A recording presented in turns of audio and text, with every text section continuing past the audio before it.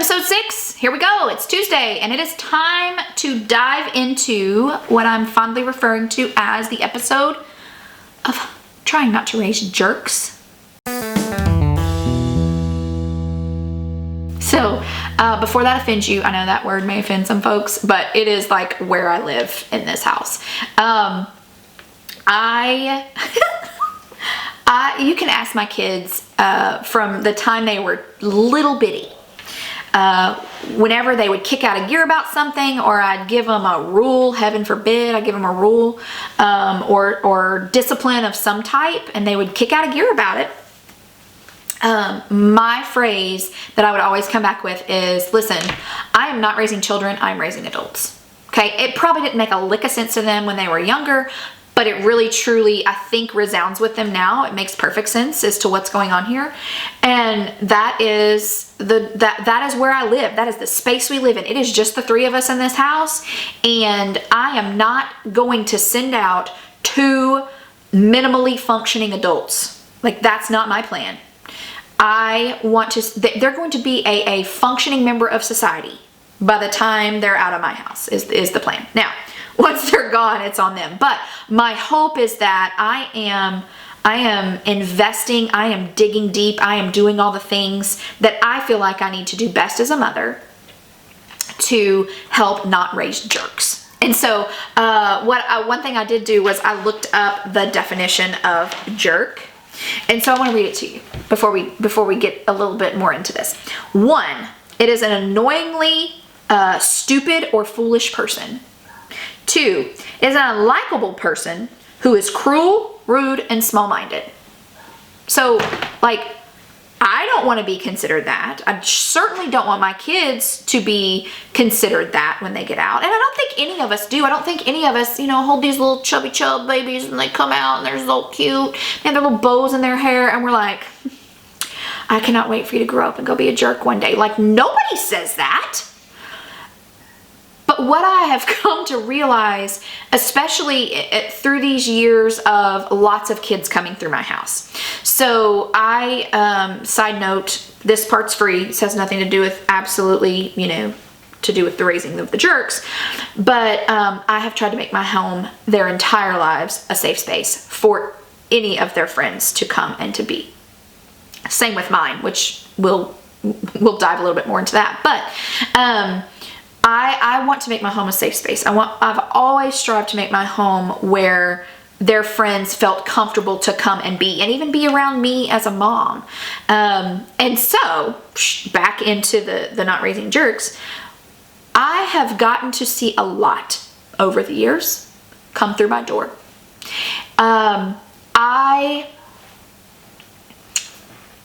This is not, everybody parents differently. So I don't want to come in at that. But one thing that I have come to realize is there are a lot of children that are going to go out in the world and be jerks. They're jerks now. There have been some friends come through this door that I have looked at both of my kids and said, I am going to strongly encourage you to not lean in close with that person. And here's why.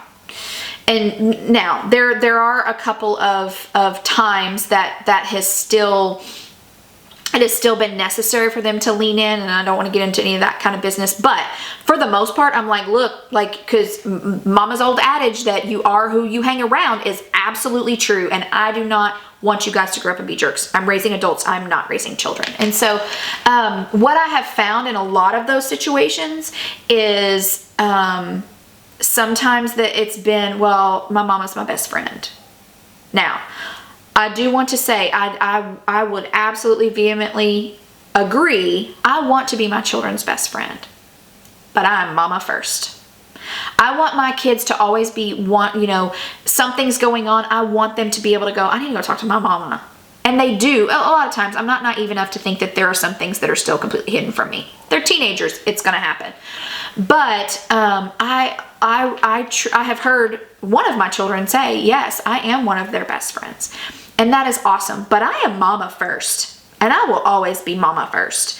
Just simply because that's what I've been charged with. These are the 2 that I have been charged to raise and put out in society. So I will be mama first. But best friend is also something that I cherish, that I am for them.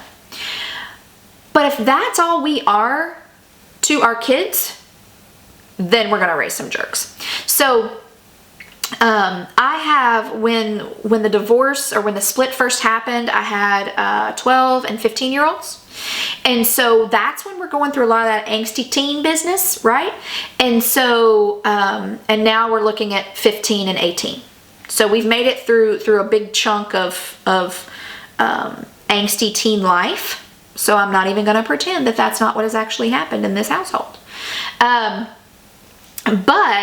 I'm very proud of who they are and the things that we've done in these years. And when we get to flipping the script, I'm going to walk through. I tried to collect some of those things of what have I been very intentional about? Like what have I tried to lean in and do to be able to not produce this jerk life that we talked about? And so, like, we all know jerks. Like, we know who they are. We see them as adults out. Go to Walmart. Go to Walmart. Get cut off with a buggy. And see how that person reacts. Like, there is such a sense of entitlement that falls into that jerkdom. Now, hear this. Like, I'm not saying that I don't have jerk moments. Having jerk moments is different than being a jerk. Okay, and so I know those moments are going to come, and I try to have the mentality. I've tried to impress upon my kids. You don't know what that person's going through. If you have a snotty cashier at wherever you are, you don't know what they've gone through for the day. So have some grace. Okay, but we also can probably call to mind those people that we would probably say, no, they don't have it in them. They're pretty much jerks, and nobody, like I said, nobody wants that for our kids. So like, how do we get there? Like, how do we begin to flip that script and say, okay, well, if I don't want to raise jerks, if I want to raise some functioning adults in society, what do I do? Like, how do I do that? Guess what? It is never too late. It is never too late to step in, lean in, and do what is necessary to not raise those jerks. Now, for those of you that are here, they're like, I don't have kids. I don't really care. I don't care what you're saying. That's okay. I want to use these principles that I've kind of worked through and kind of rolled up together to talk through. And this is how you can still function in friendships, which is actually our next episode. So you can take some of these concepts and let them roll into friendships that you're trying to build or things like that. So don't leave on me just yet. And let's dive into how to flip that script.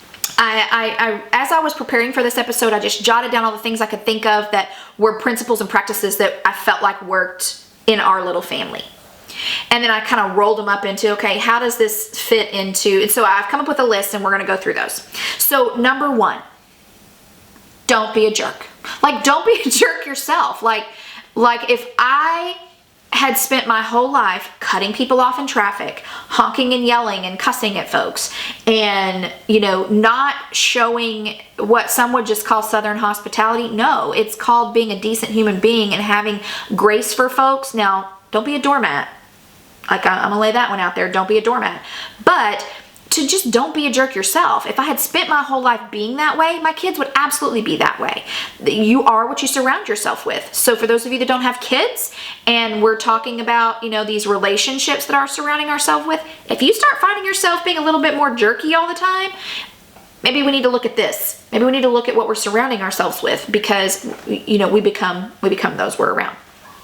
Another one was emotionally connect. So finding those ways, especially with teenagers, holy moly, finding a way to lean in and emotionally connect with them can sometimes be difficult. It's a lot easier with my daughter because I get her.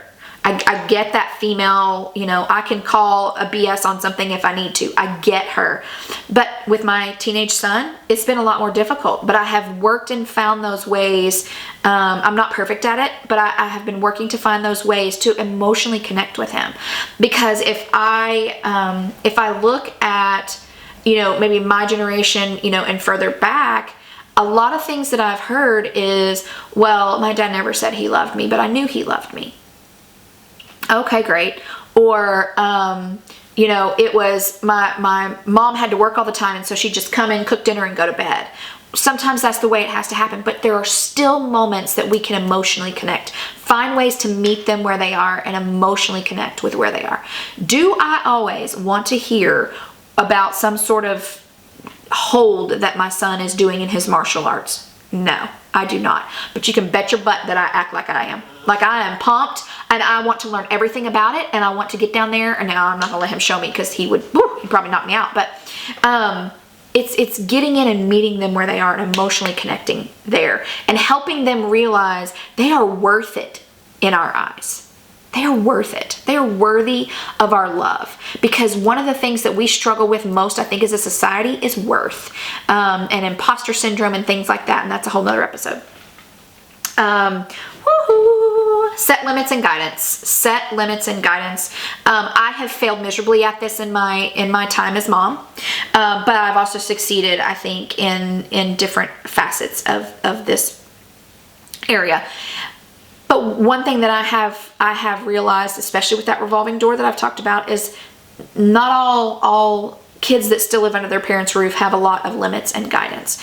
And so that is key. That is key. If I can't teach them how to have some sort of self-control by my guidance and my limits, how are they ever going to have it when they get out in the world on their own? Because I had it. I had limits. I had guidance all my life. And so I became a fully functioning member of society because I knew how to handle that. Encourage kindness.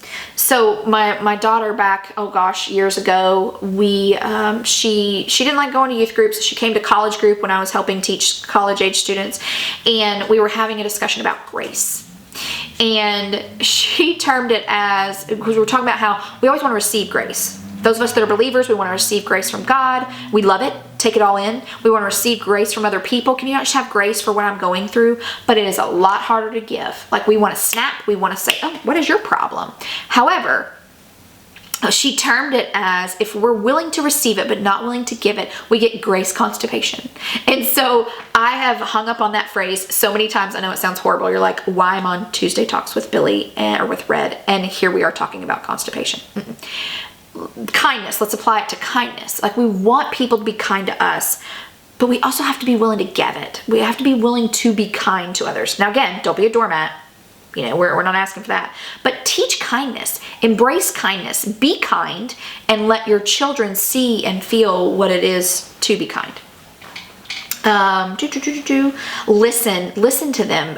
Like I talked about, listening to Luke talk about these holds that he has. Be authentic, be open, like be willing to be real with them. Like my kids walking through that divorce and the ugliness of all of that and fallout from that, I was just real with them. I didn't try to hide it because they knew something was going on with mom. I might as well, now, not every detail, but being willing to be so open and authentic with them. They have watched me their entire life be that way with youth groups that I helped teach, be that way with college age, be that way with women. Why not be that way with them?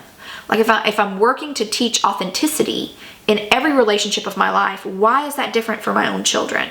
Why can't I be open with them about sex, about the trappings of my own, young adulthood that I chose to put myself into? Why can't I be open with them? If I can do it with everybody else, be open with them. Teach them to be authentic, because that's one thing we're missing terribly in this world is authentic people. Anyway, there's a big one. Coping skills. Teaching your children to have coping skills. My daughter joined into the theater realm of life when she was 10 years old. And she was cast in a role that was a lead in that role. She's cast as Cowardly Lion in The Wizard of Oz, and she killed it. Now, the problem was the next show, she got cast not in a lead role. And so I began to go, this is a great opportunity for us to learn how to be disappointed and how to learn good coping skills and how to manage our emotions. Because I feel like today's age of I don't want to say children, I'm just going to say, 17 and down, 18 and down, have not learned good coping skills and therefore kick out of gear when things don't go their way. It's that whole everybody gets a trophy business. We've fostered that. And so when something doesn't go our way now, we kick out of gear about it. And so I feel like this is a huge concept that sometimes we need to work on it ourselves, is learning good coping skills, learning how to handle disappointment. Because if we can, oh my goodness, the rest of our life is going to be so much less stressful, because disappointments are going to come and we have got to learn how to cope with that. Learning how to manage our emotions is part of that too. It's okay to cry. It's okay to lose it. We have emotions for a reason. They help us be able to respond to whatever is coming our way. Emotions are okay. We just got to learn how to manage them. We got to learn how to respond to them. They're going to come up, but how we respond is what matters. So work with your kids, work on yourself if we need to, on those coping skills and learning how to deal with disappointment. But I think probably one of the biggest is just keep the conversation going. Keep the conversation going, even when they shut you out, because they will. Keep the conversation going. Go back to that. I need to meet you on your level. I need to figure out where you are, figure out what makes you tick, and keep that conversation going. Because that cute little 3-year-old, 5-year-old, 6, 7, 8-year-old that loves to just climb in your lap and come and say, Mommy, let me tell you everything that happened today. Eventually, that's not going to happen. And you've got to meet them. So I've heard parents, even close to our situation, that are like, you know what? If my kids aren't going to reach out to me, I'm not, literally, if they're not going to reach out to me and if they're not going to try with me, why should I try with them? I've literally heard that. Don't be that person. Don't be that person. So this is, take it for what it's worth. This has just been my journey in working to try to not raise jerks. I think if I had to release them into society today, I truly believe they would be okay-ish. Too young, but they'd be okay. I've still got work to do, especially my 15-year-old. I've still got a handful of years with him. That we've got work to do, and we're going to keep working, and we're going to keep walking through these trenches together, because I truly believe that we have the power as parents to change the face of society that's coming. We just got to buckle down and do it. We just got to do it. It's never too late. So, all right, so that's all I've got today for trying not to raise jerks. I just love saying that. It's so much fun. But next week, what do we got next week? Oh my goodness. So next week's episode is called Friendships, Why Even Try? And this one is very near and dear to my heart. So I hope you will come back and snuggle in for a deep friendship discussion and what that has looked like for me over the years, and how I feel like it has been just a pain point for so many over the years. And so I want to help try to navigate some of that muddiness. So anyway, I hope you guys have a great week, and I will talk to you again on Tuesday.